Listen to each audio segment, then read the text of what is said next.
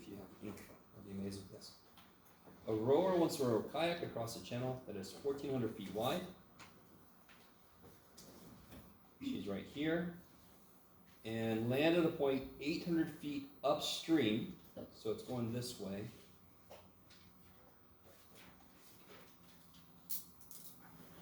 From her starting point. I'm sorry. You guys are all like, that's neat, Jeff. There we go. So she's here, 1,400 feet. Obviously not to scale. Don't give me shit. She wants to land 800 feet upstream. She can row 7 feet per second. So a row speed is 7 feet per second. And let me see, where else am I? And the current is 3 feet per second.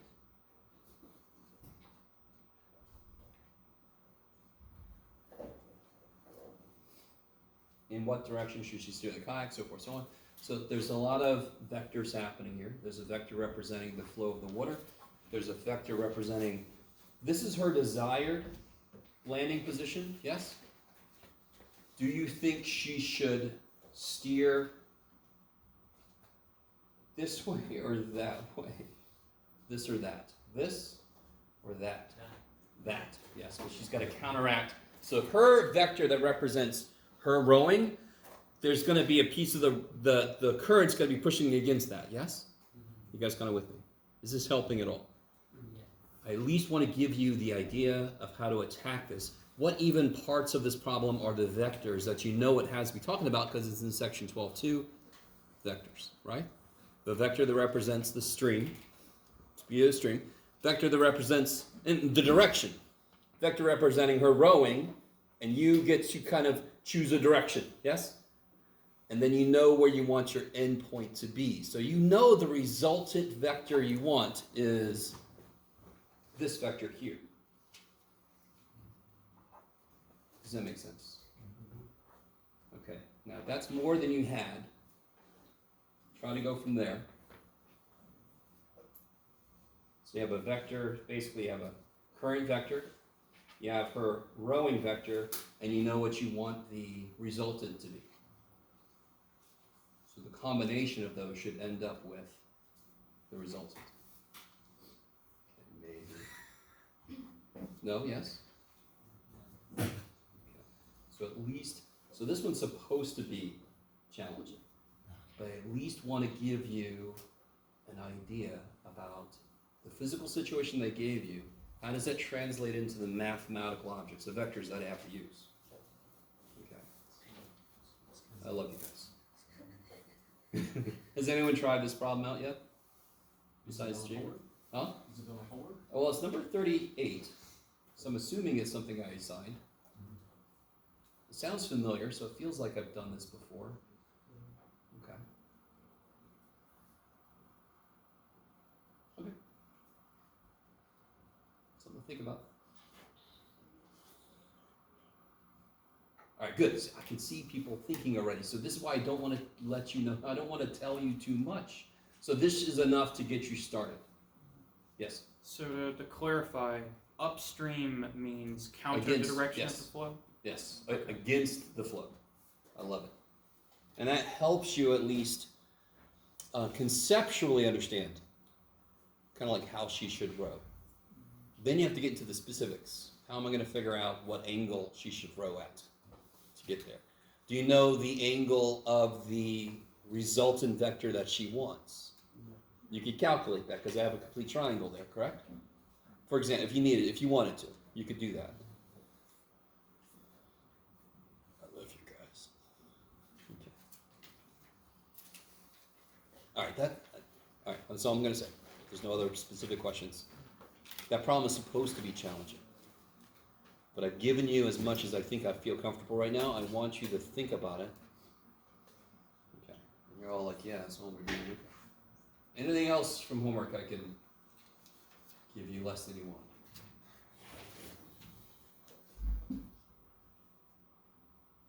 And again, how many guys, anybody got into the Math Science Center yet to get help with anything? Anybody? If you wanted? I have a question. You have a question. You're like, 12.149. okay.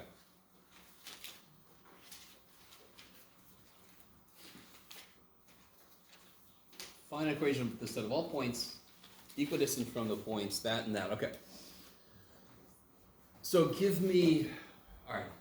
So we're basically in a very advanced algebra class. So what do you call? Give me one point that would be a member of the set. And I love you guys.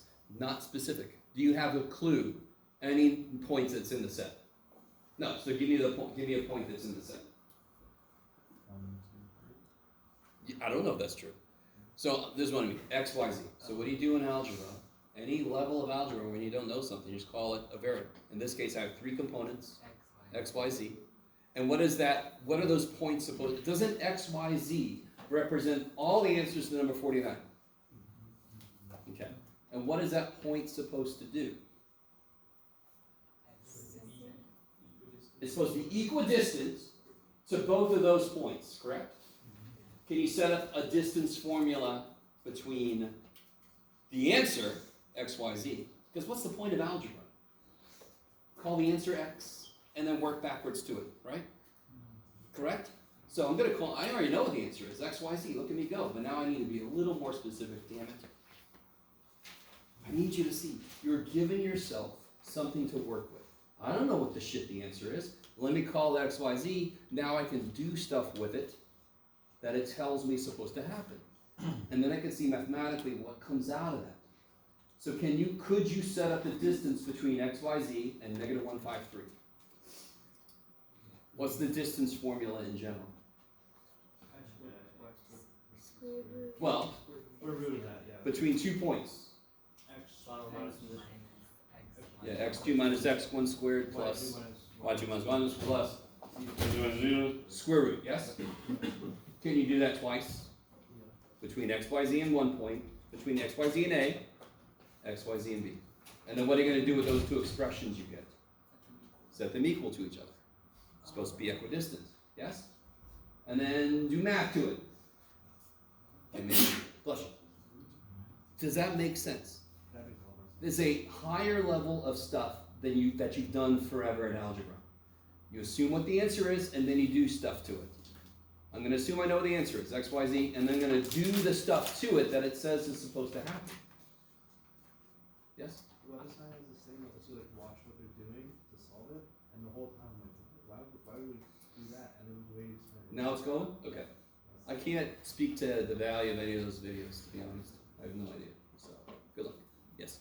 Can you just like cut the distance between like point A is x and B is x and then just divide it by 2? Or No, you could find the midpoint of those two, which is kind of like what you're saying. You would find the midpoint of those two. You found a point that is equidistant from both. Is that all points that are equidistant from both? No. Now, what's interesting is that's the first step in a different kind of way to think about how to get the answer. I will tell you this. what? That is a different first step, a completely different kind of way to think about the problem than what I just said. What I just said was the very computational heavy way. What do we do? Find the distance between one, find the distance between the other one, and set them equal to each other, right? Brute force mathematics. You're thinking less brute force and more, well, what's the idea here? I can find one point that's equidistant to both. That's the midpoint. That's the definition of the midpoint, right? Now, if you extend that idea, you can start to see what's got to be true for every point that's equidistant. Because there's more than just that one, correct? And I'm not going to go too far because I need you to understand, I like the way you're thinking. It's not going to be as easy because the other one's brute force and the answer just kind of pops out. But I do appreciate the way you're thinking about it. Okay, I like it, maybe. Some of you guys are like, okay, there's 2 things and I don't understand either of them. Damn it, Jim. All right, sorry. One of them is very brute force and the other one's kind of like related to what you just said. That's the 2 main ones I can think of. Yes? So, which one do you think will be faster, the one with the midpoint or the brute force one? Brute force. Yeah. But I mean, the midpoint, I love it. There's a little tears because it's a cool concept. It's a cool idea. Because I can always find a point that's equidistant from 2 points. Just find the midpoint. By definition, that's equidistant from both points. Yes?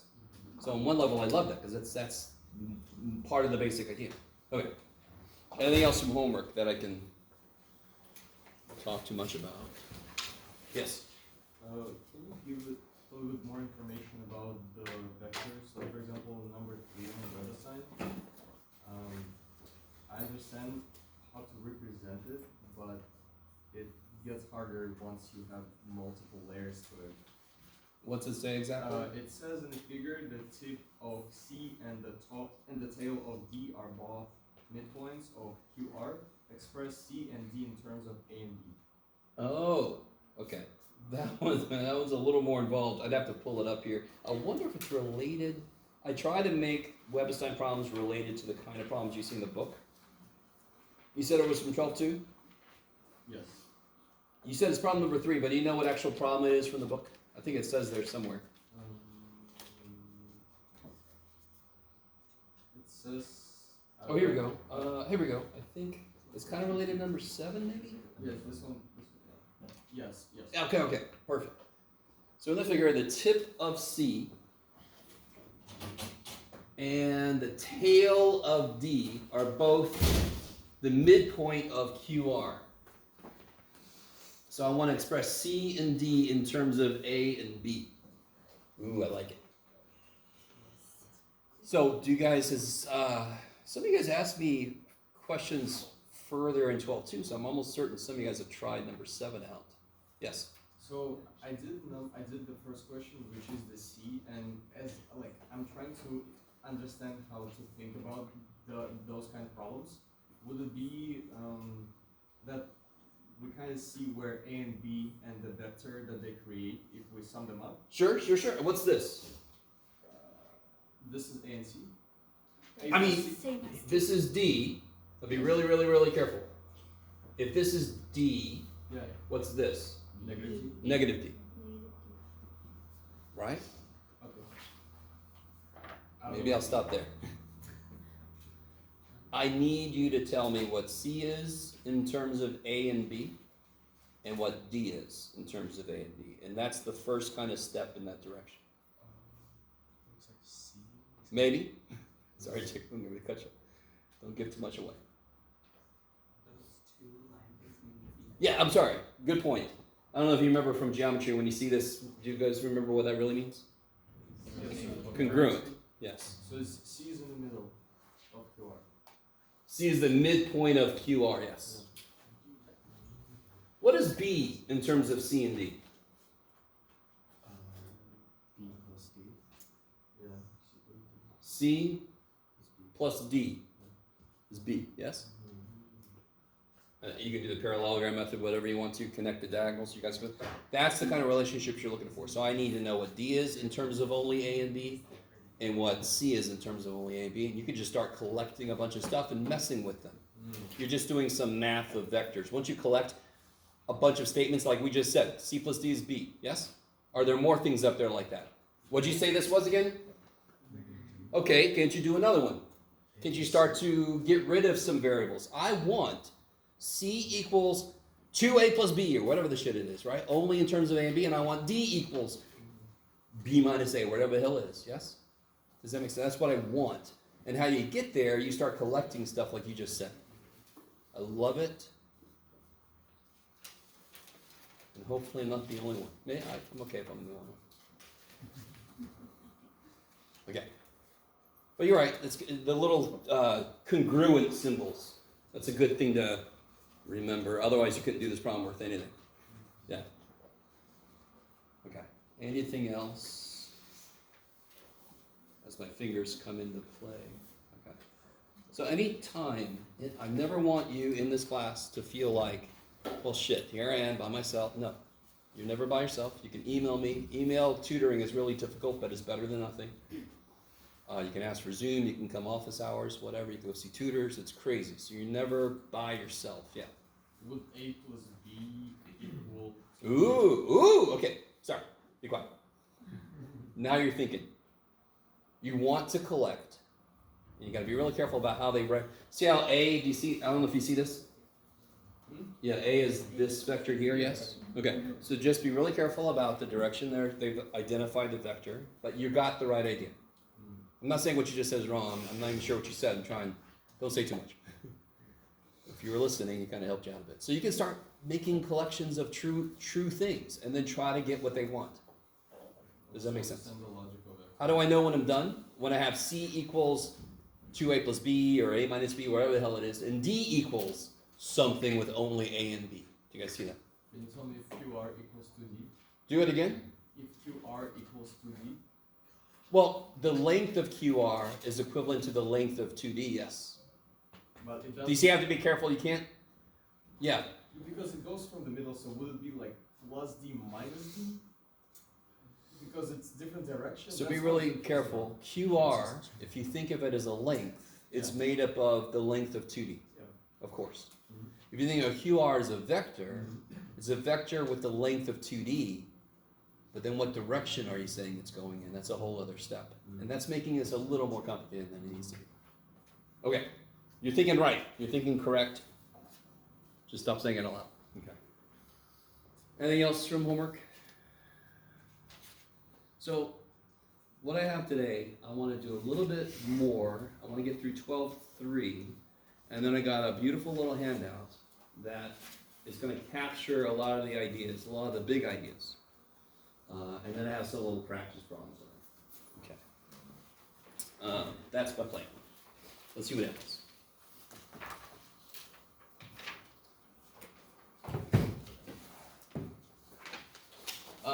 One thing I want to make sure I said, I can't remember if I said this or not. I think one of the last things we talked about before we did that handout were the properties of vectors.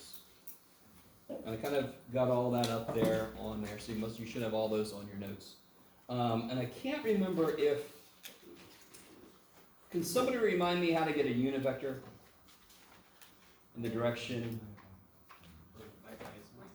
of A, let's say. If I'm given a vector A, how do I get a unit vector in the direction of A? Yeah. We're going to see this little guy show up in a lot of what we're doing this semester. Because that's the easiest way to get something like just a pure direction. This is a vector that just defines the direction because its length, of course, is 1. Like unit circle, unit vector. I like it. Thank you. So one thing I don't know if I said this last time, but if I'm given any vector, one way we can identify it is here. Yes? If it's in 3 space, sorry. If it's in R cubed. Okay. But I'm pretty sure I didn't say this. In R cubed, we have some specific vectors we like to identify that run along the main axes. So these axes are not vectors. I can define a unit vector in those 3 directions. So I don't think I said this in this class. Some of you guys might know this, but there's a unit vector along the x direction, and the name we give it. Does anyone know the name we give this poor little dude? It's I. There's a unit vector in the y direction, y-axis direction. We call that, you're not going to believe this, J. And the unit vector in the z direction is, of course, W. No, I'm joking. It's K. So another way I can write any vector, instead of writing it in this form, because this is A1. By the way, what would I be? Maybe I should say that. See if you guys are cool with this. I's only got an x component, correct? It is on the x-axis. So what must be true about y and z? It must be 0. It says it's got a length of 1. So it's something 0, 0. It's got a length of, so it's 1, 0, 0. How many guys remind me? How many guys have ever done elimination to a matrix? You reduce it, you try to find 1, 0, 0, 0, 1, 0, 0, 0, 1. Does that sound familiar to anybody? A few of you guys? Hey, holy shit, it's the unit vector, dude. So if you're in linear algebra, you and I are going to have a fun time because there's so much overlap. And we talk about things to a different degree between the 2 courses. So, something to look forward to. So this is true Let's see if you guys are cool with this. As what I've written here, does that make sense? Isn't A1, A2, A3, isn't that equal to A1 times this plus A2 times this plus A3 times that? So this is also, I can also write this as A1I plus A2J plus A3K.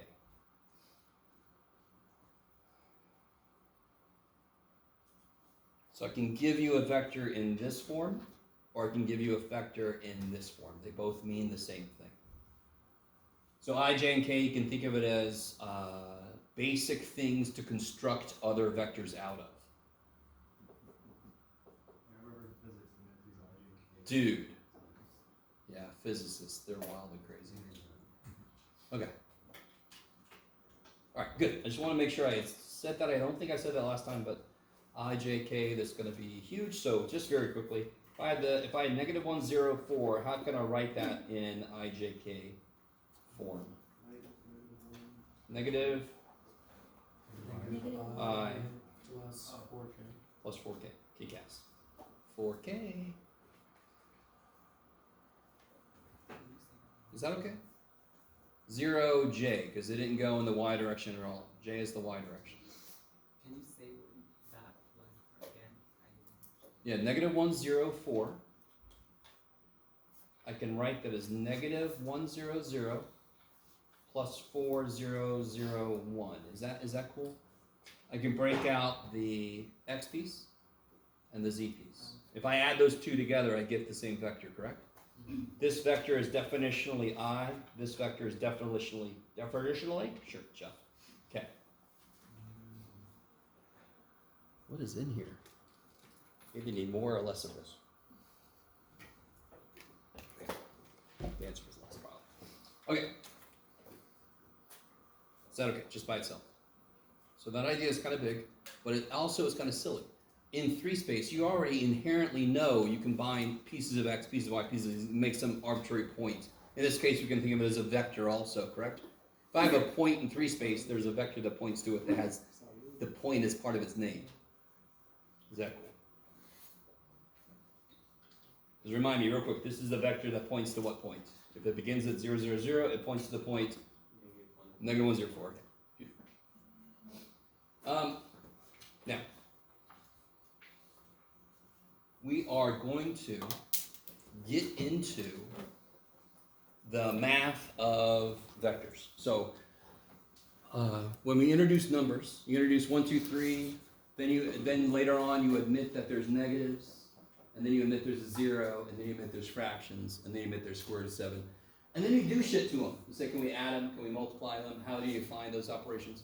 We have just created objects, just like 1, 2, 3. Those are mathematical objects. We've just created the idea of vectors. Those are mathematical objects. We already added them together, both geometrically and algebraically, computationally. Is that cool? You guys kind of with me? Obviously, visually, it's going to be a bit messier because we're all doing it by hand. We're not perfect. Mathematically, it's going to be perfect. Okay. So addition, subtraction of vectors geometrically, computationally, straightforward. Thank you very much. So now we're going to get into the various ways of defining multiplication. There's 2 of them we're going to touch on. The first one, from 12.3, is called the dot product. Sometimes called the inner product. I don't know if this book uses that terminology. No, that's fine. A dot product is, the answer to a dot product will be a number. The other kind of multiplication is called the cross product, and the answer to a cross product will be a vector. So let me ask you this. If you multiply 2 fractions, what kind of number must the answer be? It must be a fraction. Now, obviously, if you multiply 2 fractions and you get 3, that's still a fraction because that's 3 over 1. Yes? So it kind of makes sense. The dot product, I talked about it a little bit already, if I remember correctly. Cross product makes a little more sense in the fact that if I have a vector times a vector, I sort of inherently expect to get another vector. Does that make sense? So let's talk about dot product. Dot product is the one. Cross product is going to be harder mathematically dot product is going to be really easy, but dot product is less intuitive because the answer is not the same object as it was to begin with. So I think I tried before to talk about if I'm in one dimension and I have the vector 2 and the vector 3, 2 times 3 is holy shit. So the dot product, and we write 2 times 3 is 6 like this. We write this like a little dot, correct? We also write it with an x. Now the funny thing is the x is not, we'll talk about it when we get to cross product. If I have a vector that's, tell me if I did this, I'm pretty sure I did. If I go to 2 dimensions now, and I have a vector that has a length of 2, and then I multiply that vector by the vector 3. Here's what dot product says. Dot product says the result of this operation should just include the parts that agree, the parts that lie in the same direction. Same thing we did with 2 times 3 when it was all one dimension, because 2 times 3, they both lie in the same direction, correct? You guys, 2 and 3, those vectors, they lie in the same direction. We just never had to think about it before. But now when I introduce the idea of another freaking dimension, holy shit. So if I want my answer to be a number, what I end up needing to do is I want the answer to, can somebody tell me, well, shit, let me see. If this is a 1, can somebody help me out with this? Let me see if you guys can help me. Can anyone figure out what this piece of it would be?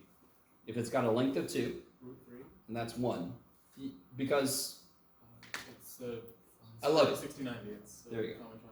I'm with you. So what vector is this? Let me call this one V. So V is 3, 0. Why did I put 3 there? That's different. And this one I'll call U. And what's this vector? 1 root 3. 1, root 3. I love it. So I already know the answer to this should come out to be 1 times 3. The answer should come out to be 3. Let me stop for a minute. I really want this. I'm going to do this in a different way. I've actually never taught it this way before, and I really like this. And you guys, you're like, jury's out, man. I don't know yet. I want one version of multiplication to say, I'm only going to multiply the parts that are in the same direction. Right? So if I do that, then what piece of this is in the same direction as this vector? 1. So then the dot product of these should come out to be 3. You guys with me? Okay. Do you multiply the x's? Say again? So do you multiply like x's Totally. and then z's? And then add them together, which is the part that might not be most obvious. Let me stop for a minute. Yes? It's almost like imaginary numbers. How you can't combine them into, like if you have an imaginary number, you have that plus I, but you can't really combine them with your regular rational numbers. Yeah, it's sort of like that. It's different, I guess. It's a little different because they don't really consider if things are not perpendicular, you can't do certain things to them. That's what this is saying. If I had 2 things that are two vectors that are perpendicular, based on everything I just said, what should their dot product be? 0. 0. Fundamentally, a dot product says, I want the answer to be a number, just like it's always been, multiplication. And I only want to multiply the components that are in the same direction. So what's a component of this vector that's in the same direction as 3, 0? 1, 0. So this is 1 times 3 is 3. Okay. So real quick, there's an angle here, yes?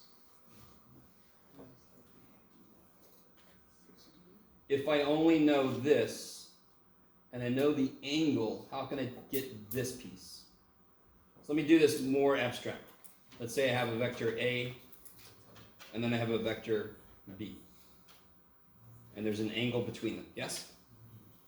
How do I get just this? Sine of B over Yes, beautiful. So cosine is, this is not true, but it's a great way to think of it. Cosine is like the percentage of the hypotenuse that lies in the x direction. It's not really, but it's a neat way to think about it, because if I take the hypotenuse times cosine of the angle, that's the part that lies in the x direction. Maybe. I love you guys. Therefore, the dot product of these two should be this piece. Oops, sorry, should be a length. My bad. Times this piece, the length of that. Just like we did 1 times 3 a minute ago. Can we stop for a minute? And if I rewrite this a little bit, I'll get this.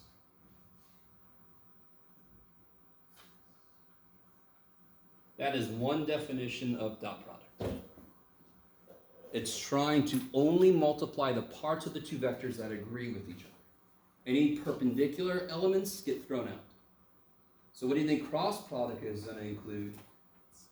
Those perpendicular elements, right? So together they sort of give a full picture, which I think I said last time.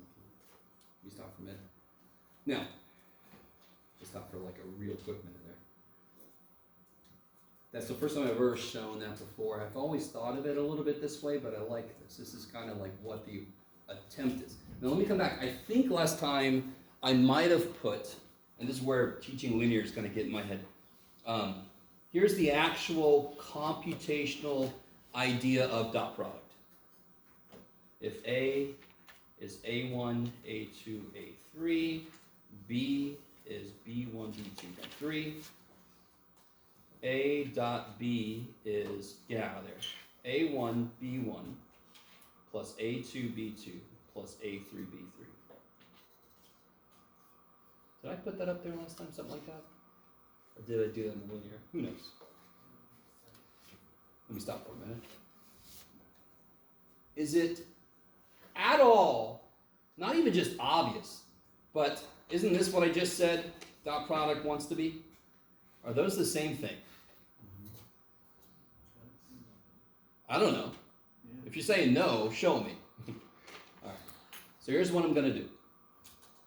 I'm going to use this definition of dot product, investigate what that means, and then I'm going to prove to you that those are the same. You're like, sounds good, Jeff. Do it. All right. What kind of answer is this, by the way? Dot product always gives us what kind of answer? So what do we call that officially? Scalar. Kick ass.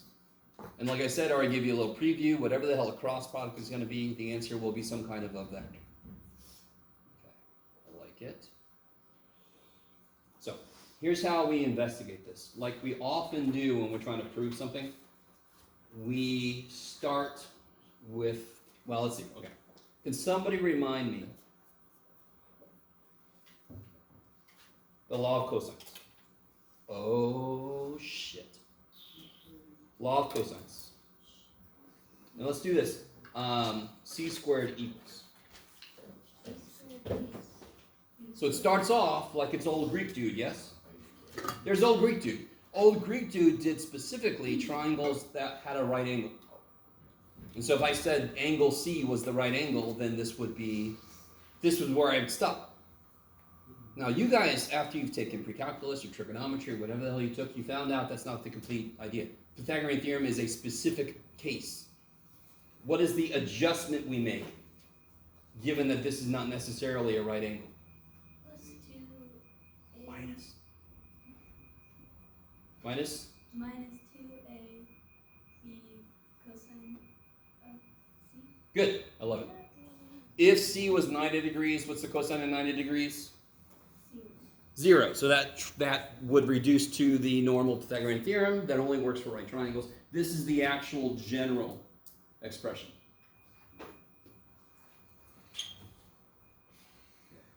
Apparently your room is going to blow up somewhere. What's happening? It's a little Roomba going crazy. Is cosine of 90 is equal to 0? All day. Yes.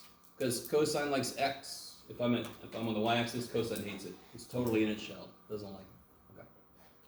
How we doing? Now, of course, Of course I can't leave it like that. Are you kidding me? I got a vector A, and I've got a vector B, and I've got an angle between them. Can anyone tell me what this is? From what I've given you here. Don't call it C. A plus B. Be careful. No? That's A minus B, yes. So that's the one that's a little trickier to remember, but I think I told you guys that the width of the mouth is kind of like the minus. That's kind of like if I said how different are those two vectors, you could draw and say they're this different. So sort of intuitively you say that. If I want the plus, I would have to make the little parallelogram and then connect the, right, the plus would be if I made the parallelogram and I connected the diagonals, yes, that would be the plus. Okay. Or if I move this up here and then connected where they go, that would be the plus. All right. Okay. So isn't this, if I call these lengths now, couldn't I rewrite my law of cosines using the lengths of these sides? So if I did that, I would get, this is acting like C. A and B are acting like A and B. That's crazy. Let me be really careful how I write this. Yes, okay. Does it help with the homework where it was like, it explains C in terms of I mean, sort of. It's related to that because you have to remember your A plus and your A minus, whatever. Yes. Let me stop. I just rewrote the law of cosines, but instead of using C, I'm using A minus B for the vectors. Okay. And I have the lengths of each. So that's exactly what I wrote before. The length of A minus B squared, I would call that C squared for the earlier picture. Yes? You guys with me? What is that last symbol you wrote? Who knows? This guy here? Yeah. Oh, he's trying to be a theta. Oh, that's a thing. Yeah. He's trying. It's not his fault. He never asked for me to make him. Existence is pain. So I want to focus on this guy. And to do that, is everybody with me on this? So everybody remembers, okay, even if you didn't remember, does this look familiar? Okay, shit. Does it make sense? Isn't that Pythagorean theorem? This is an adjustment if the angle is not 90 degrees, so now this works for every triangle. That is specifically if it's a right triangle. Okay, is everybody semi-decent with this? Even if you think you've never seen it, what's the matter? I'm sorry. So this would be if it was a right triangle, that's true, correct? If I made something that's not quite a right triangle, let's say that this angle is actually 88 degrees, yes? Then I would put an 88 here. And then I can figure out how long this side is. Is everybody okay? Okay. Did the whole chair just go over? Oh. You guys okay? Okay, good. That would suck if the chair just kind of totally gave up. Yes? The initial triangle, the C is not the hypotenuse, so will it be A minus B? Where? I'm sorry, for this? No, For this one? No. For this? Oh yeah, so, alright. For the full law of cosines, it doesn't matter, since you really don't have a hypotenuse, because what's the hypotenuse defined to be? Across from the 90-degree angle. For law of cosines, do you have to have any angle that's 90 degrees? No. So you technically do not have a hypotenuse. So there are two other versions of the silly thing where there's a B here and there's an A here, and they all are stupid because they're all this. It doesn't matter which side you call C, which side you call A, which side you call B, as long as this angle is the one that's across from that side. That's what matters. Yes? Does that make sense? I'm not sure if that sort of answers what you're asking. Okay. Okay, I really want everybody with me. I'm not going to go through a re-derivation of the law of cosines. So if you want that, I'm sorry. If you don't want that, that's fine. That is just a reiteration. I just rewrote the law of cosines again, but with vector speak now. Yes? So length, this is the length of the side, whereas before I just called it A was the length. Yes? Okay. in order to be able to do some mathiness to this, I want to kind of expand this and do some stuff. I'm going to take a side note here. And I'm going to talk about the properties of dot product. I just want to give us a little motivation for talking about the properties. Because now I want to do stuff like, how can I rewrite this in terms of dot product? Can I even? Okay, so let's do that. I'm not sure how you're going to do your notes. Good luck. We're going to come back to this and we're going to finish this out. So you might want to give yourself another page to go to. So let's talk about properties of dot product. And we'll develop what we need for this problem, and then we'll come back and do the problem. That sounds like generally a good idea.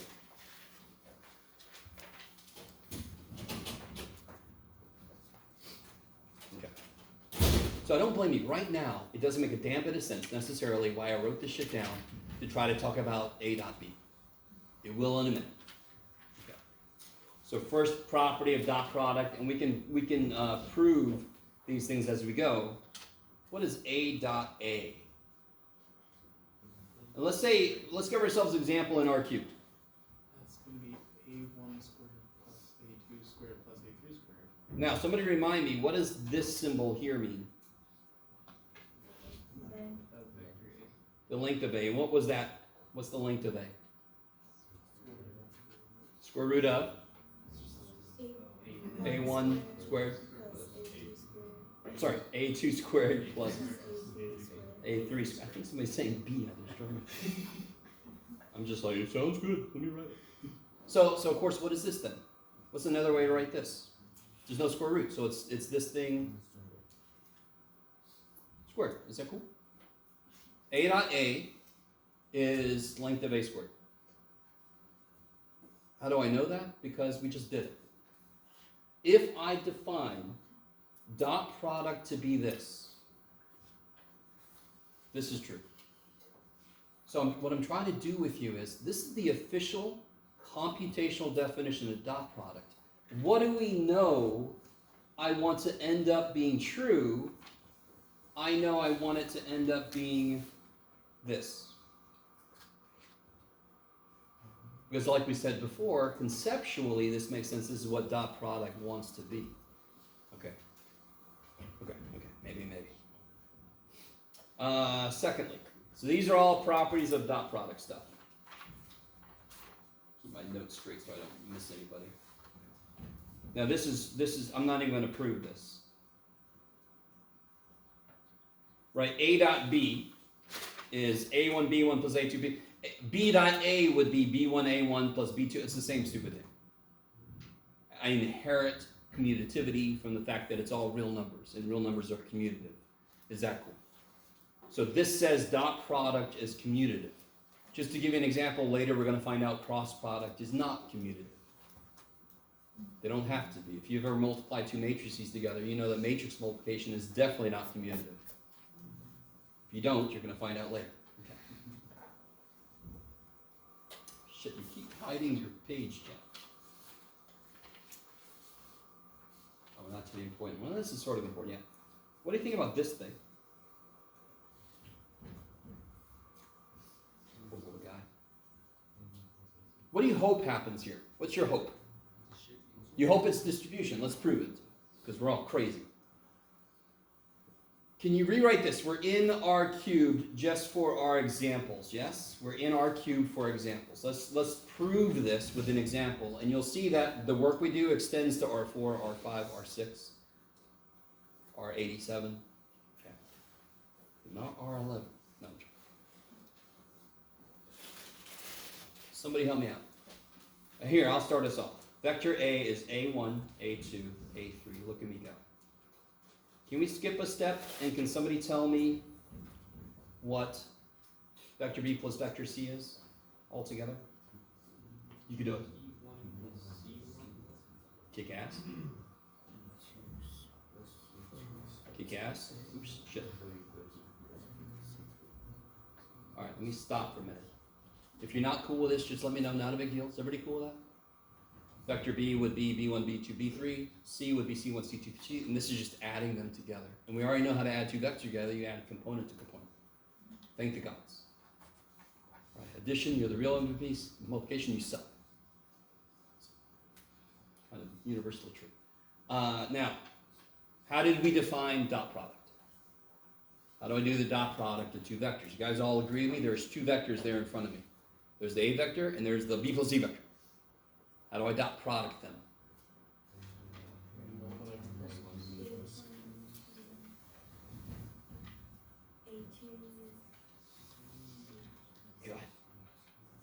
It'd be amazing if I could write. I'm not sure what I have to give up, but you have to give up both your arms, Jeff, and then you could write. Well, shit. Is that cool? That's dot product. That's the definition of dot product going into this. Is you just multiply the components and add them up. Now, how could I rewrite this?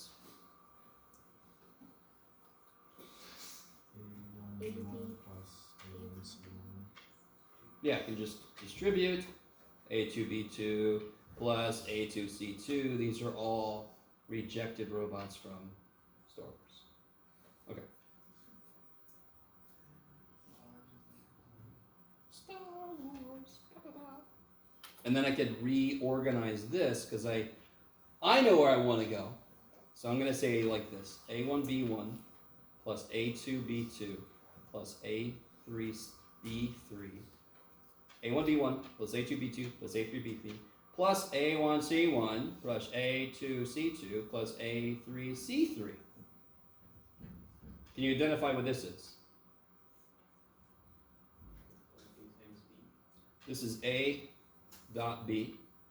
And what's this? A dot C. So did it do what we hoped it would do? Yes. Yes, we just proved that dot product distributes across addition of vectors. You could not assume that was true. You have to show it's true, because these are different mathematical objects. They don't have to inherit properties like this. Thank God they do, so far.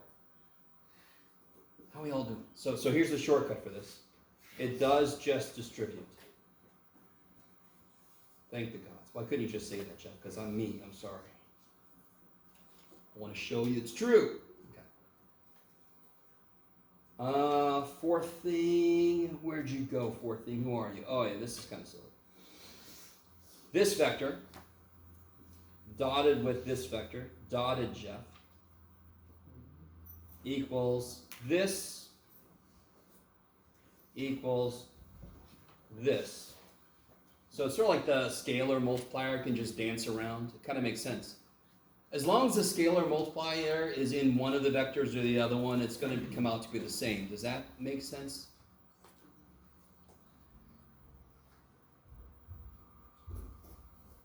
You see how the C is dancing around? As long as it's in there somewhere, it's happy. And maybe you guys are cool with that. We could prove it if you wanted to. And then you're never going to believe what this is. 0 vector dot A is 0. Now, real quick, why don't I just write 0 here? What do I input into a dot product? What type of things? Vectors. I love it. So dot product is a vector operation. What is the 0 vector in R3? 0, 0, 0, 0. And the answer to this is a scalar, and that's why the answer doesn't have a little vector symbol, because it is the number 0. Is that cool? I know this seems picky, but you're in Calc 3, of course it's picky. Okay. All right, so coming back. Where'd you put it, Jeff? I don't know. There it is. Yay. So has everybody got all that business? At least written down. Okay, so let's come back to this. So remind me, the very, very, very first thing we proved, and again, math is beautiful. Math, be jealous all you want to, it can go both ways. So if I start here, I can rewrite it as this, yes?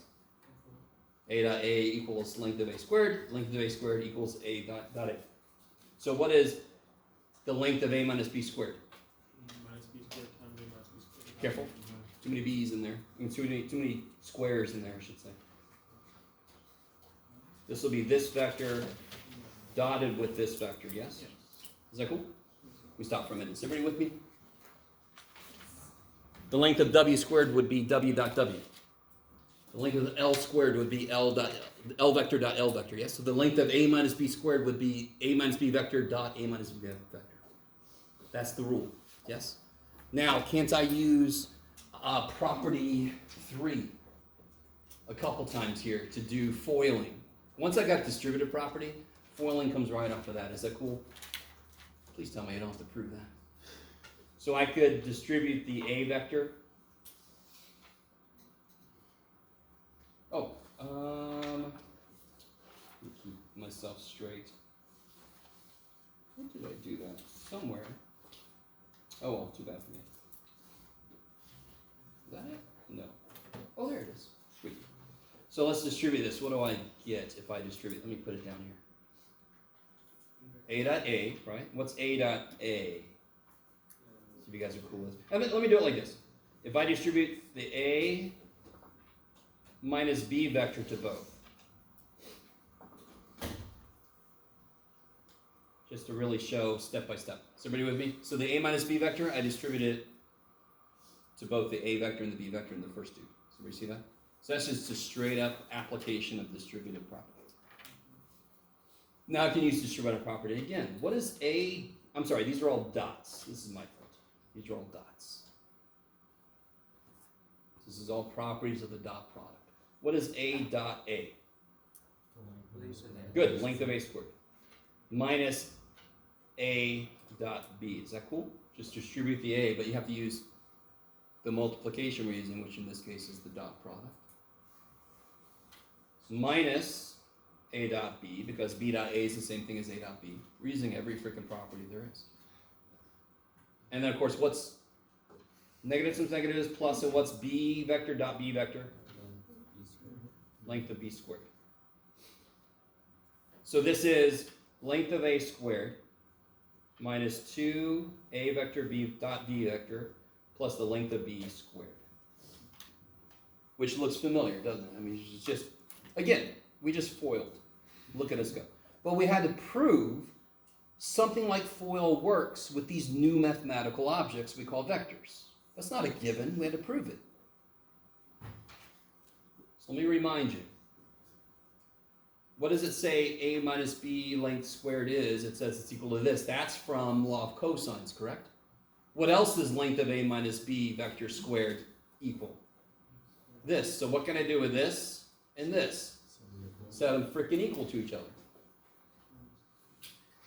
So I've got this thing we just now did. I'm going to set it equal to law of cosines from earlier.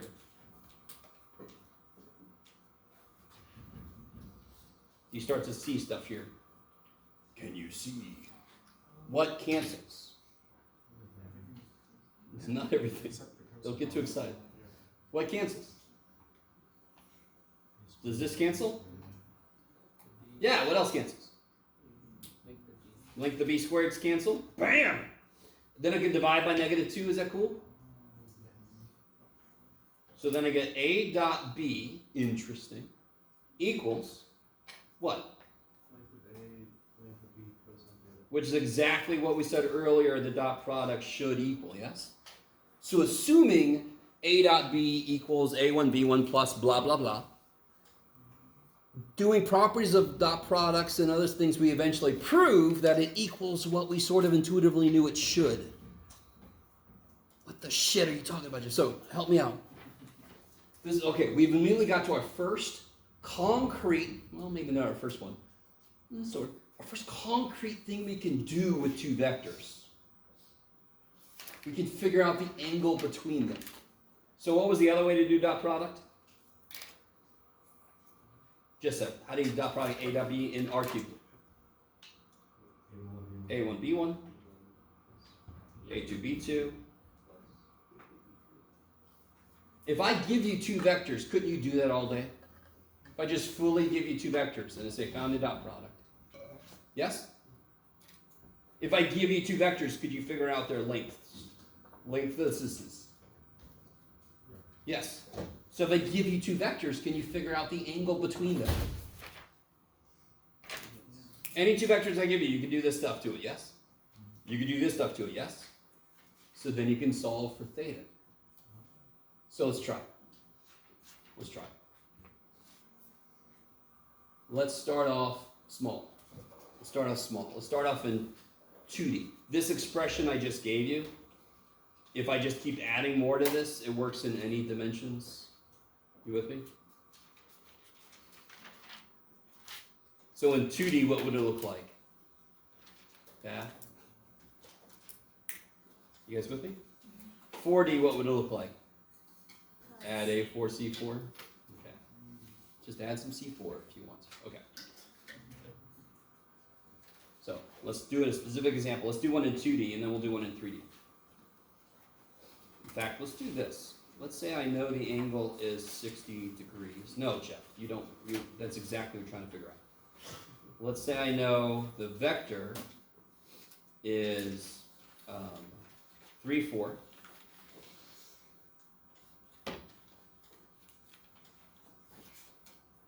And I want to know the angle it makes with the x-axis. Now we could use just straight up everyday trigonometry for this, yes? So we have a way to kind of verify our answer, but let's use what we just figured out. Now, I specifically want to do this example because this is a very simple example. You can answer this question using Math 170. You can answer it with trig. Of course, you know, once you're not in 2D, it gets a lot worse. What two vectors am I dealing with? 3, 4, and 0, 4, and 0, 0. Not 0, 0. 3, 3. You could use 3, 0. You totally could. Okay, let's do it. You could use 3, 0. You didn't have to. But we'll use 3, 0 because you guys said we should. So we're going to. So everybody agree, that's represent. Those two would have the same angle. What I'm talking about is if I make my bottom arm, if I shave some of it off, did the angle change? No. Couldn't I always, if I wanted to figure out the angle between any vector and any axis, couldn't I just use I, J, or K, whatever? Because all I need is a direction. Whatever the length of the damn thing is, the angle doesn't change, yes? That angle, somebody else came up with longer arms, it's still with the same stupid angle there, yes? You guys kind of with me? If my arm suddenly, I became a Tyrannosaurus. Yeah, you can. It'd still be the same angle when I make it, okay. So, we have a method for determining the angle. Let me just make it really in your face. Cosine theta would equal, just divide by the lengths, correct?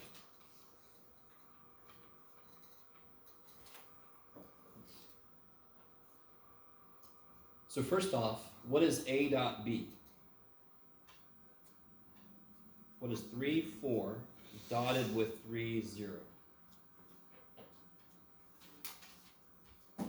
Leave the bottom blank for a moment.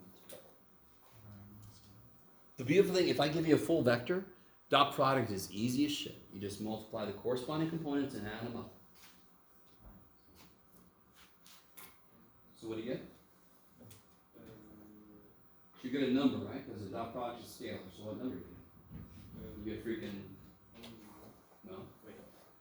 Multiply the corresponding components. So what's A1 times B1? 9. And what's A2 times B2? 0. So you get 9. What's the length of A?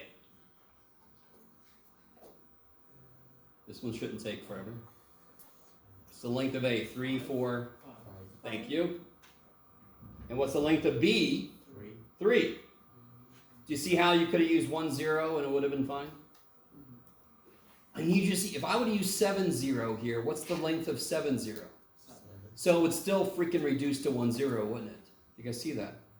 So when I'm trying to find the angle between two vectors, I can use a unit vector for one of them, or you can realize, do you see how this just makes both of them unit vectors? Do you see that? That's a unit vector in the direction of A, that's a unit vector in the direction of B. Do you guys see that? Now, you never have to think that way. You just plug shit in, do the dot product, figure out the lengths and divide by it. And what's the last thing we're going to do here?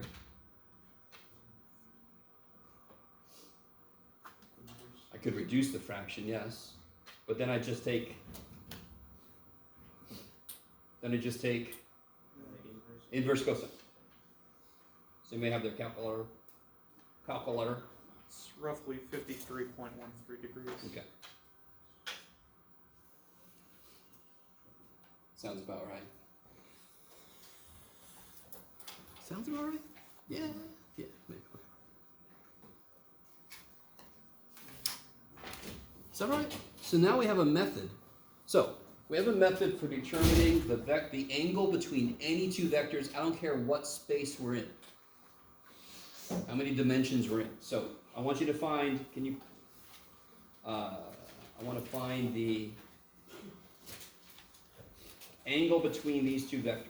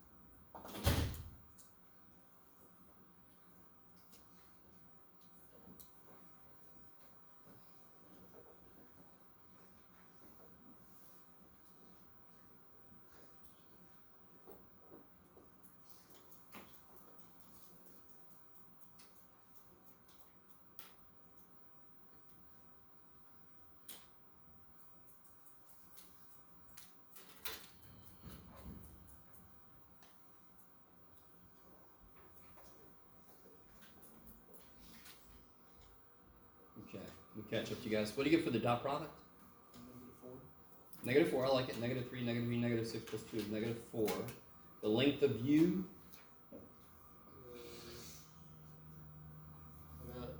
Square root 11. square root 11, and then the length of v, root 14. Sounds about right. So now you just got to throw all that mess. I would just put all that mess, inverse cosine in parentheses, all that crap, and let the computer do it. Let your calculator do all that business. What is that, Jeff? I don't know. Are you guys okay with putting that in the calculator? You guys have done stuff like this before. Not all the work, but this part. Just inverse cosine of business. The nice thing is we're coming back to, well, I don't know if you agree with this, but we're in degrees now. So let's see if I do inverse cosine of negative 4 divided by square root of 11 divided by square root of 14. I get, yeah, 108.8.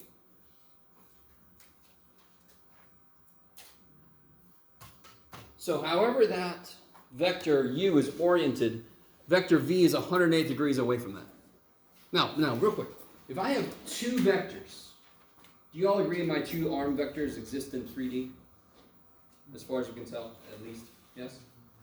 Don't they define a plane however I put them? Yes. You guys kind of with me?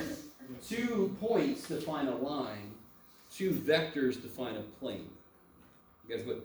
Does that just make some inherent sense? Because it takes 3 points to define 2 vectors, it takes 3 points to define a plane. Beautiful. It takes 3 points to define a plane. If I have 3 points, I automatically have 2 vectors. And of course, the 3 points have to not be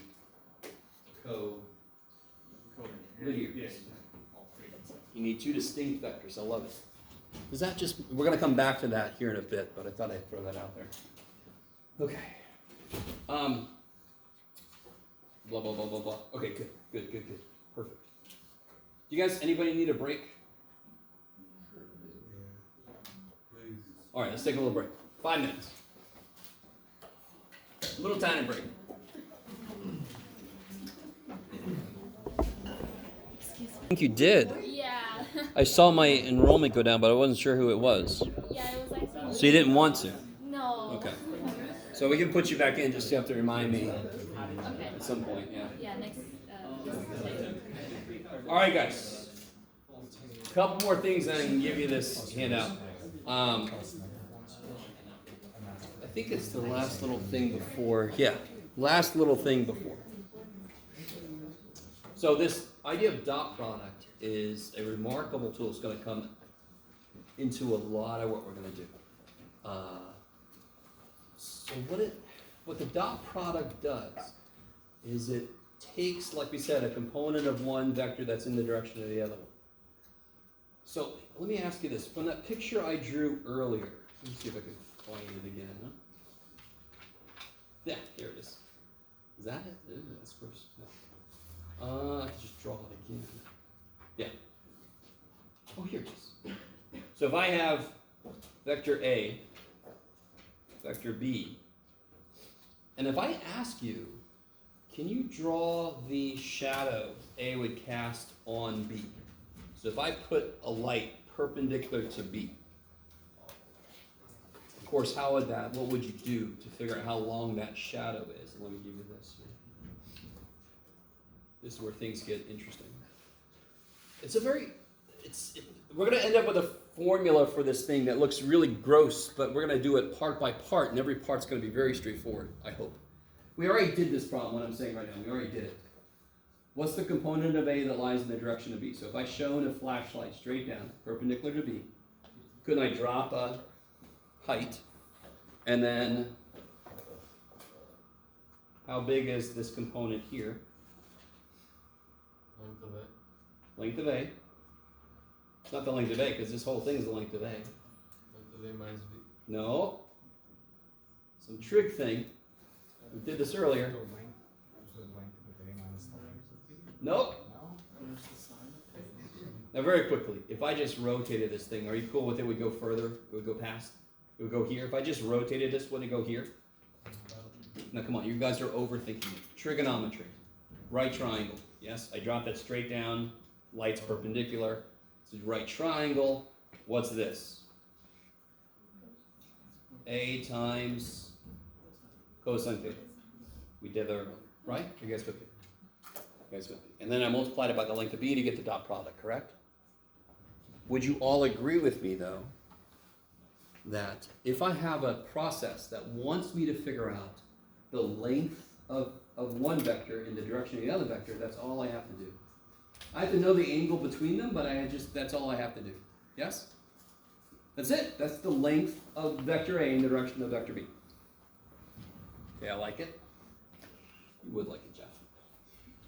Oh, here you go. So real quick, what is A dot B again? There's two ways to define it.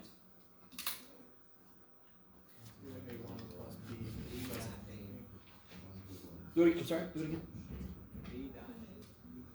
Oh, okay. Oh man, special place in my heart for my smart asses out there. I'm sorry. Or that is true. You're accurate. So one way to define it is A1 B1 plus A2 B2 plus whatever dimension meant, yes? And what's the other way to define it? I'll start it off. Length of A times length of B times cosine of the angle between. Okay. Now, comparing A dot B, which is this, yes? A dot B is that. Comparing that to this, what's another way to write the length of the shadow that vector A casts on vector B in terms of dot product? What is this missing to make it a full dot product? The measure of angle B, of vector B. So it's be A dot B, but it's not A dot B, is it? I have to divide by the length of B.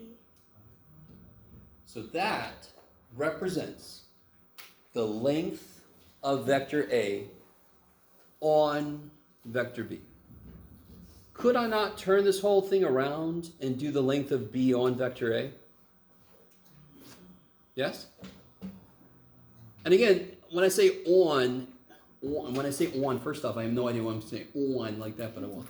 If it goes past it, then I'm just measuring the length of the shadow. It could go longer than A is. If I turn this around, does everybody agree that the length of the shadow of B would be longer than A?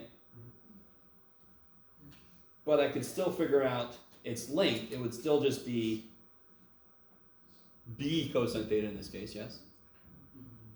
Okay, maybe. So all that would do, if I wanted, so we're going to call this, let me make sure I'm using the same, yes, here we go. Because in 284, we're going to call this something a little different, which is really exciting for me. Blah, blah, blah, blah, blah. Yeah, okay. Yeah, so we're going to call this the component of A on B. Do you see how it looks sort of like a log, where log has a base? You guys would be log base 3 of 7 or something, yes?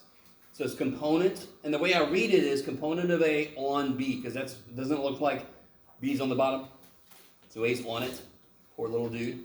How do you think I would write the component of B on A? What would that equation be? You could do it. E dot B over A, the length of A.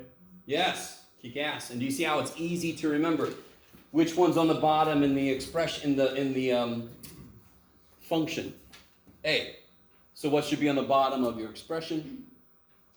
The length of A. This is A on B. So what should be on the bottom? The length of B. Nice and easy to remember because you're going to have to memorize it. Because, check notes, how we all doing? Why are you using like component? That is the name that this book has chosen, because this is not necessarily what we always call this. But that is the name of what I was calling the shadow just a minute ago. Oh. That's the scale, and other books call it the scalar projection, and they use SEAL. You guys kind of with me? So when you see comp B on A, that means the length of the shadow that B casts along A. And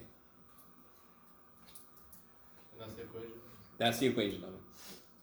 So how do you know what's on the bottom? Whatever's on the bottom in the question. Yes. Now let me push this further. How do I find the vector that has the length of the shadow in the direction of the vector it's on? Holy shit. Let me say that again. So again, what is this? This is the length of the shadow. What kind of thing is this? Is it a scalar or a vector? Scalar, totally, because it's a dot product divided by a number, and a dot product's a freaking number. So it's a number divided by a number is a number, so it's scalar. I want a vector that's got the length of the shadow in the direction of, in this case, A, whatever the vector was I was casting a shadow on. Can somebody tell me, how do I make a unit vector in the direction of A? Take A divided by A. Now how do I make that, how would I make that have a length of 7? Multiply by 7. How do I make it have a length of the square root of 28? How do I make that the length of the shadow? Multiply by that. Yes? So this one we're going to call the projection, which makes more sense in general. I want this to be the projection, but the projection is the vector. The projection of B on A will be the length of B on A times the direction of A.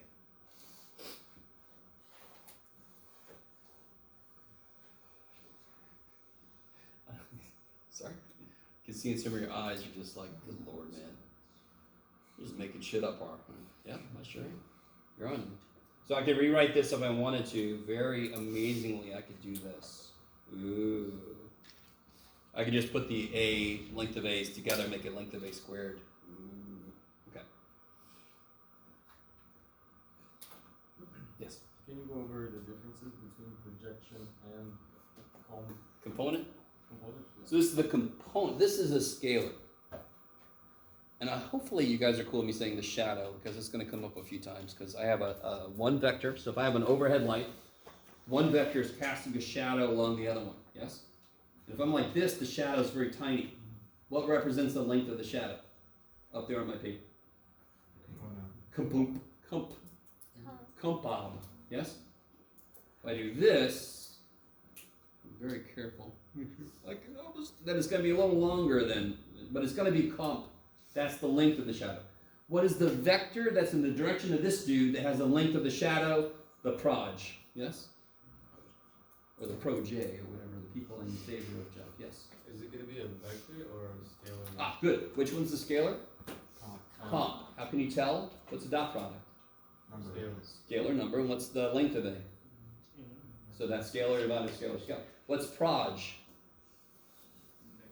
Vector. How do you know it's a vector? What is all this shit right here? All this shit right here. All this shit is a scalar times a vector. So it's a vector.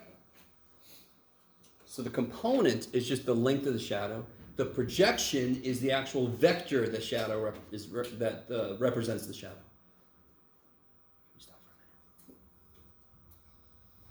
Let me give you this.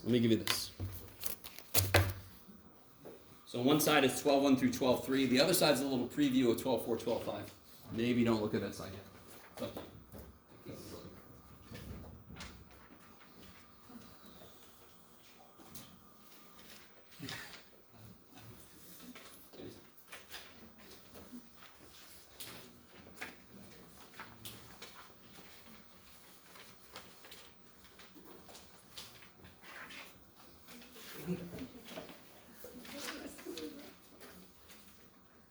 So there are more things in section 12.1 through 12.3.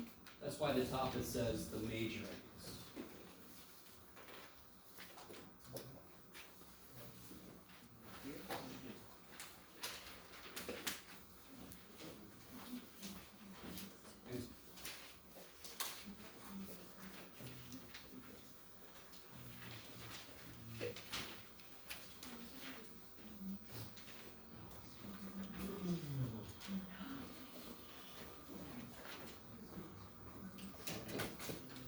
So this is what I believe you guys look like as you take notes. I don't blame you. This is what I look like when I was taking notes in calculus. This is basically all the major hits we've had so far, yes? Dot product vector. The one thing I didn't put down here, for example, is the shadow. And that would just be the coefficient here, right? That's the shadow. So if you want to put a little comp, what was this one? U on V. And I want to really make sure you guys understand. How do I tell? The main thing here is what goes on the bottom. And what goes on the bottom is what's on the bottom here. And how do I read this again? The projection of U on V. That's like U is the shadow going down. Yeah, U is the thing casting the shadow. V is the thing that's having the shadow cast on it. And the light is straight up perpendicular to this. So I could turn this whole thing around and do the projection of V on U. The only thing that would change would be, these would be U now. And of course this would be U also. Maybe made it. And hopefully they were. So what I want you to do, believe it or not, I want you to do these problems down at the bottom. Go for it.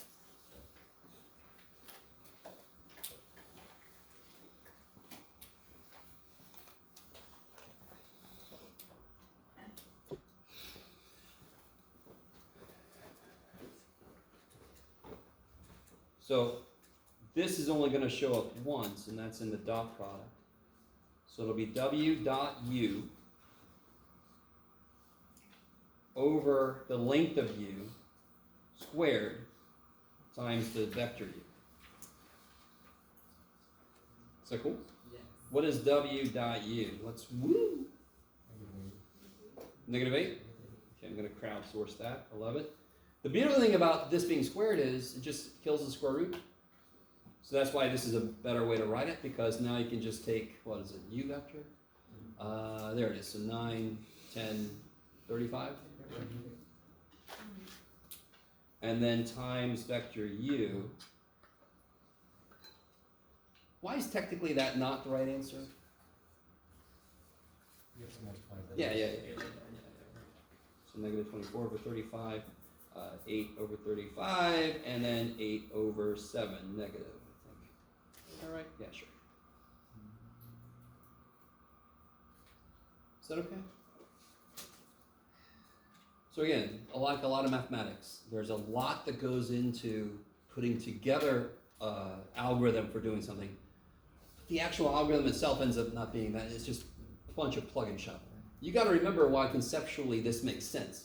You start to disconnect from that, which makes future things harder to understand. Let's knock some of these out semi-quickly here. What's the length of u? Didn't we just do that? Sort of. Square root of 35? Yes? So if I take the square root of 35 and I multiply it by a vector that's length 1 in the direction of w, I'll end up with a vector in the direction of w with the length of u. How do I make a vector in the direction of w that has length 1? Take the unit vector. Second, Take the unit vector. how do I create the unit vector? W over length. Yes, take w divided by its length. Yes? Square root of 10. Second, Square root of 10. square root of 10. Thank you. So then I end up with 0, 3 square root of 3.5, and then negative square root of 3.5. Is that okay? Square root of 35 divided by square root of 10 is square root of 3.5. Is that cool? I could also reduce it. Doesn't matter. See if anybody out there is yelling at me. No, not yet. What's u dot v? Negative 6 plus 1 plus 5. Is that 0, yes? So what's true about vector u and vector v? What do you know about them? Besides their dot product is 0. Let me just stave that off. Well, let's see. I know that the dot product is 0. Perpendicular to each other. So two vectors are perpendicular if and only if their dot product is 0. The dot product is 0, the perpendicular. If they're perpendicular, the dot product is 0. To get the angle between these two, I can do cosine theta equals w dot v over w times v. So essentially, it's cosine theta equals unit vector in w direction times unit vector in v direction. Did I put that on here? Damn it, Jeff, you didn't. It's okay. Everybody's going to be okay. All right. You're not going to get there, Jeff. It's okay. I'll be all right. So then w dot v looks to be negative 4? Yeah, I got that. Divided by, didn't we already do length of w somewhere? Square root of 10. And length of v was 4, 5, 6? Square root of 6? Yeah, that's 6. And then you do the inverse cosine. Any questions on, you guys cool with this? It's just a bunch of plug and check, yes? For the b, how did you know that they were, that the dot product is 0 and they perpendicular to each other? Oh, I just calculated the dot product. So u dot v will be 3 times area. Yeah, just calculate. I thought you. And then I added on top. Oh, what does it mean if I get a 0 dot product? Yeah. I didn't go the other way yet. That would be trippy. Can't you tell just looking at them? No. So the minute I introduce one more dimension, ain't no way I can just look and go, oh yeah, they're perpendicular. I don't freaking know. Holy shit, that's why I thank God we have a method of determining. You would throw this in your calculator, correct? I don't care. Is everybody cool with that? Just throw it in the calculator. Did somebody get something? 121.09. Sure, okay. I need to focus on what doesn't make sense. So yes, if you have this, it's just plug and shove stuff. Calculating the dot product directly kicks so much ass. It's just multiply the components, like components, and then add. That's so beautiful. Okay. how do we do this? Real quick. So U is 3, negative 1, 5. What vector do I want to represent the z-axis? 0, 0, 1. Yes, because then its length is 1, so it's already normalized. Yes? What is U dot this? U dot K? 0, 0, 5. It's 5, right? Because you got to add up all the stuff, right? You got to get a number at the end. Oh, right, yeah. So U dot K is 5 divided by the length of U, which was square root of 35. And then I have to do the inverse cosine of that. Is that okay? I'm doing it a little bit quickly, but basically out of So time. it's U dot K divided by. The length of U, because the length of K is 1. Is that cool? That's why it's a smart thing to choose. If I know a unit vector in the direction of a vector, then I'm just going to use that. I don't have to divide by its length because its length is 1. Maybe, Jeff. Oh, I can do this. I got 10 minutes. And you're all like, whatever, Jeff. I got 15 minutes. What am I talking about? I have a quick question. Yes, go ahead. For finding the angle between two vectors, is it always cosine, or are there times where we do sine? If I happen to have information about the cross product, so the cross product we haven't talked about yet, but the cross product formula, this kind of makes sense. The dot product and the cross product together, those two ideas kind of make a complete idea. The dot product doesn't contain any cross products like U1, V2, those kind of things, and the cross product is only those things. So it kind of makes sense that if the dot product has a cosine and the cross product is supposed to be the complete picture, then the cross product probably has a sine in it. Okay, but if I'm using dot product, it's got to be cosine. Yeah. So the only difference here is I gave it to you in IJK form, right? So what vector is this actually? And B is negative 11, 1, negative 4. Just be really careful. I don't think the book puts this out of order, but it's really evil if they put K in front of J or something stupid. That's just evil. I don't think it does that. And we've done, are you guys, I don't know if you guys are cool with this. We've done several examples. I would dot product them. I would divide by their lengths. So this would be 25, 29, I believe. And this would be 122, 130 something. 130 who? 8? Yeah. Sure. Right? Vector dot vector divided by length times length, inverse cosine. So on the top you'll get a number, negative 37 plus 8, it's negative 29, I think. If you dot product those, throw them into the inverse cosine. Okay. So number 2 is a problem we already did. I just wanted to give it to you in a different form. Number 3, okay. Number 3 is the most important question right now. Not just because it's the only one left. How would I find a vector? And now you all know what orthogonal means. Orthogonal is a really weird way to say perpendicular. What did I just say earlier must be true? The dot product is equal to 0. Yeah, so what do we know what the answer is? Yes. No, it's 0. Of the dot product. Say it, no, okay. Do we know the answer to this is going to be a vector, correct? Yes. What form is it got to be? Give me the answer. Beautiful, there you go. Now you're thinking like an algebra student, which is what you still are. It's very elevated algebra. So the answer is XYZ, or ABC, or whatever the hell you want to call it. You with me? Can you write one thing that's supposed to be true? If I say the answer to this is XYZ, what's one thing this is supposed to do? When I take the dot product with this one, It will be 0. it's 0. And also, if I take the dot product with this one, it'll be 0. Right? Do you see how that just becomes a system of equations? Yep. Yes, sir. We need the third one though. What do you mean third one? 3 variables. 3 Ah, true. We're not going to be able to determine this fully. How many orthogonal vectors do you think exist to those two vectors?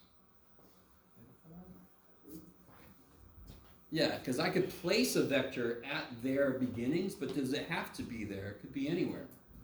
Yes, and it could be any length. It just has to be in a certain direction. You with me? So if I have two vectors, any two vectors define a plane, correct? And then if I have another vector that's got to be orthogonal to both, that doesn't work unless I allow a third dimension to exist. That would be this vector here would be perpendicular to both of these, yes? Any two vectors have a third vector that's orthogonal to both. At least one. If there's both collinear, then they have an infinite number. That's not good. God, I don't know if you guys are really with me. This is getting into the idea of cross product. Now, how do I do this work? Find some paper. Yeah, what's this first dude say? X minus y. X minus y plus 3z is 0. What's the second dude say? 5x plus y minus 4z equals 0. Yep. And now if I write them on top of each other, can you start doing what you're supposed to do here?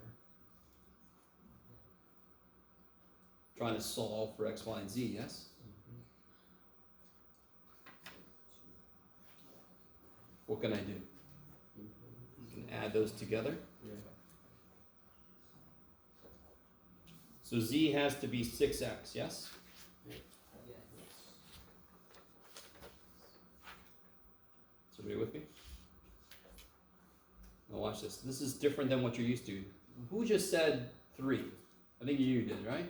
So I can't determine a single answer, which is fine, because like we just said, there's actually kind of an infinite number of things that are orthogonal. What's got to be true? If I use this, can't I write this like this now? You guys see what I just wrote? How do I do that? Because I know z is 6x, yes? I know z is 6x, don't I?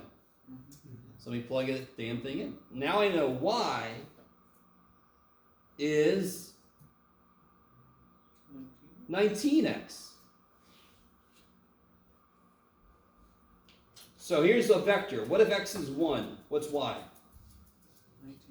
And what's z? 6. How do I verify that's right? Dot product with either one of these. 1 minus 19 plus 18. You guys see that? Let me see if I can do this with everything. 1. Shit and a half. Can almost. There we go.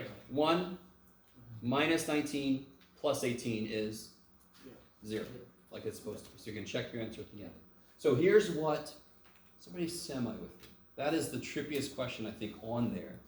But how do you answer a question like this? You just assume the answer and then do what it says is supposed to happen. That's supposed to happen. That's supposed to happen.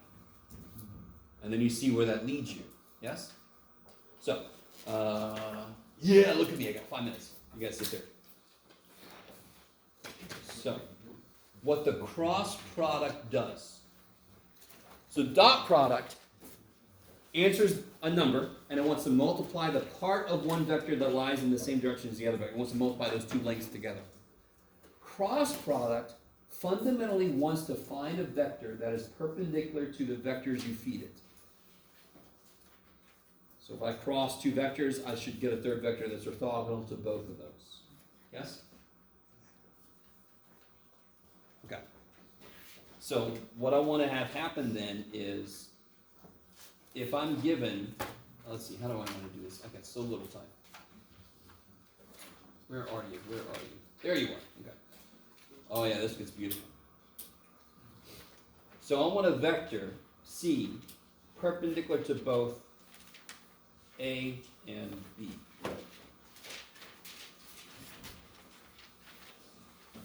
So I want a vector that when I dot it with A, not dot, yes, when I dot it with A, I get 0. And when I take this and I dot it with B, I get 0.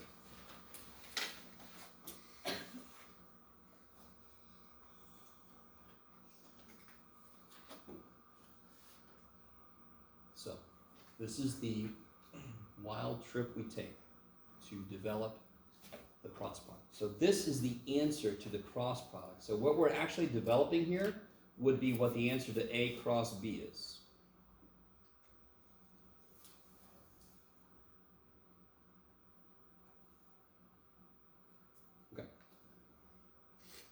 let me say it like this, related to.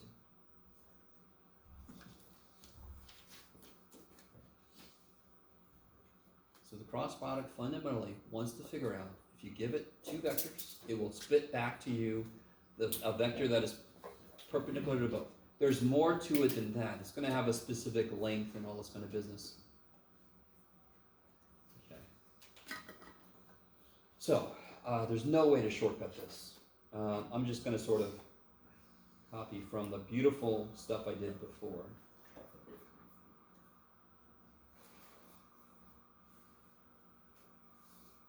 And I'm not going to do every step. So, apologize ahead of time. You guys with me? That's the dot product of A and C. That's the dot product when it comes back. There it is. Dot product of B and C, yes? Equal to 0. How do I solve for, how do I solve for C3? Let me see, can I solve this for C3? Wouldn't that equal negative A1C? Like I would subtract these over and then divide by A3. Is everybody semi-cool with me? As cool as we've ever been, Jeff, which is not very, okay?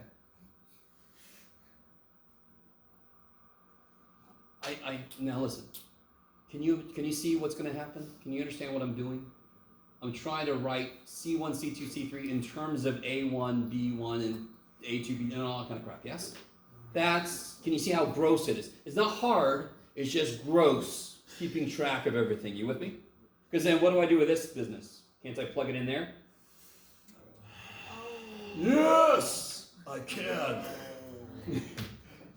So, listen, what I get at the end, okay? Can you guys understand what will go into that? If I forced you to do that for extra or whatever, you could do it. Yes? Yes. Do you want to? I understand. But what you get at the end is this.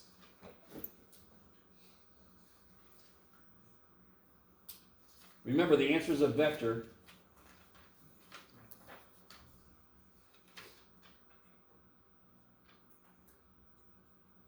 Let me make sure I got this right. I can almost read my own writing. 2, 3, 3, 1, 1, 2. Okay, good. Do you see those are all the cross products that were left out of the dot product? Yes? Do you see what I mean? I don't know if you guys are really with me. What was the dot product of A and B? A1, B1. Do you see A1, B1 in there anywhere? Nope, because it's already in the dot product. B2, A2, B2, A3, B3. All of those are missing. And that is everything that the dot product was sort of missing. That's kind of cool. Now, it's not perfect because one of them is a freaking number and the other one's a vector, but that's kind of nice to see. Together, they make like a complete picture. Separately, they mean very definitive things. What does this vector do, whatever the shit it is? What does it do? It's orthogonal to both A and B. Orthogonal to both A and B. Why would I ever want a vector that's orthogonal to two given vectors? I don't know. In the 2 minutes I have left, how would I define this plane? What if I gave us, here, cow eating grass. What if I gave us, there, a point in the plane? That's good.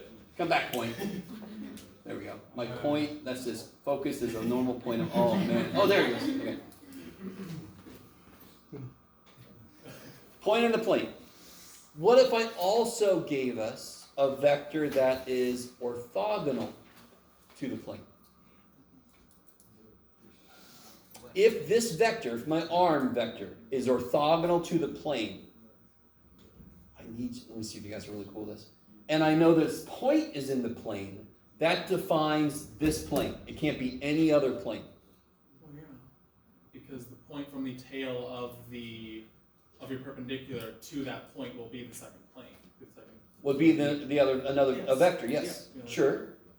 I know, this is a little trippy. So if I have a normal vector, aren't there, like this normal vector, how many planes go through this vector that are orthogonal to it? Infinite number, yes? But aren't they specific in their orientation? If I move this, doesn't it go like that? That's a different set of planes. That's a different set of planes. So if I tell you this is normal to my plane, then you know kind of the orientation of my plane. It can't be turned any other way in any of the 3 dimensions, yes? If I tell you a point in my plane, that is a specific plane. That defines the plane fully. A vector that's orthogonal to it, and a point in the plane that's just one plane that could be. That's kind of nifty.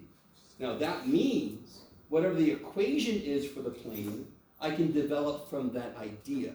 The same way you develop a formula for the equation of a line from the idea of starting point direction. Mx plus b, right? It's not going to be that nice, but same kind of idea. Okay, I almost made it as far as I want to do. That's plenty. Don't forget on Wednesday what's happening first thing. Quiz 12-1, 12-2. Yay! I'll try my best to get back your homework by Wednesday. We'll see how far I get.